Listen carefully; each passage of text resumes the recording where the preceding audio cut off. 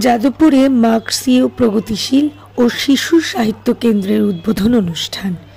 উপস্থিত ছিলেন বামফ্রন্ট চেয়ারম্যান বিমান বসু, পার্টির কেন্দ্রীয় কমিটির সদস্য সুজন চক্রবর্তী, রাজ্য সম্পাদক মণ্ডলীর সদস্য তথা কলকাতা জেলা সম্পাদক কল্লোল মজুমদার, রাজ্য কমিটির সদস্য সুদীপ সেনগুপ্ত, অভিনেতা সব্যসাচী চক্রবর্তী, ছাত্রনেতা প্রণয় কার্জি, দেবাঞ্জন দে, অধ্যাপিকা নন্দিনী মুখোপাধ্যায় সহ অন্যান্যরা।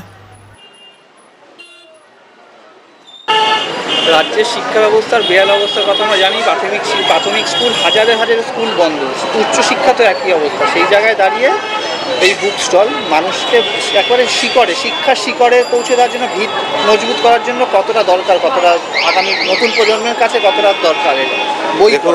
এখনও আমরা মনে করি যে বইয়ের চেয়ে বড় বন্ধু হয় না আমাদের প্রত্যেকের। এখন যদিও আমরা তথাকথিত সাইবার যুগ, তা পেরিয়ে আরও নতুন নতুন সব যুগে প্রবেশ করছি, হাতে হাতে মোবাইল, তাতে নানান ধরনের তথ্য ভাণ্ডার, কিন্তু এখনও যদি বই হাতের কাছে পাই, আমাদের প্রজন্ম শুধুমাত্র নয়, তার পরবর্তী প্রজন্মকেও দেখেছি যে তার চেয়ে বড় বন্ধু কেউ নেই। আমরা এই সময়টা চেষ্টা করি সে কারণেই যে মানুষকে আবার সেই বইয়ের কাছে ফিরিয়ে আনা, তাদের বইয়ের থেকে দূরে সরিয়ে নিয়ে যাওয়ার চেষ্টা করা হচ্ছে। আপনারা দেখবেন যে প্রকাশনী সংস্থাগুলি প্রায় বন্ধ হয়ে যেতে বসেছে, গ্রন্থাগারগুলি বন্ধ হয়ে যেতে বসেছে। মানুষকে কি করে বইয়ের থেকে দূরে সরিয়ে নিয়ে যাওয়া যায়, যাতে তাদেরকে কাছে জ্ঞানের আলোকে পৌঁছে না নিয়ে যাওয়া যায়, এটা এক ধরনের যারা শোষক শাসক থাকে তারা চায়। আর আমরা চাই উল্টোটা, আমরা চাই মানুষ আরও বেশি শিক্ষিত হোক, আরও বেশি তারা দু চোখ ভরে পৃথিবীটাকে জানতে শিখুক, বুঝতে শিখুক। তাহলেই তো তারা কোনটা ঠিক কোনটা বেঠিক তার তুল্যমূল্য বিচার করতে পারবে। যে কারণেই দেখবেন আমাদের এই মার্ক্সীয় প্রগতিশীল যে বুক স্টল, আমরা 1 বছর ধরে বই বাছি।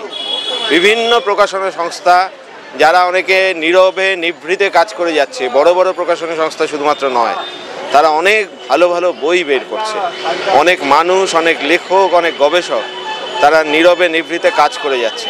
তাদের যে লেখাপত্র সেগুলি হলো সামনে নিয়ে আসা, যাতে আরও বেশি যেগুলি হলো আমাদের সকলের চোখের আড়ালে থাকে, যেগুলি এই মিডিয়া বলুন, সোশ্যাল মিডিয়া বলুন, যাদেরকে প্রচার করে না, সেই সমস্ত বইকে সামনে নিয়ে আসা, এটাই হলো আমাদের এই বুক স্টলের কাজ।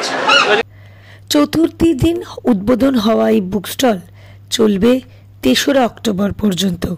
Bureau report, revolution Bengal.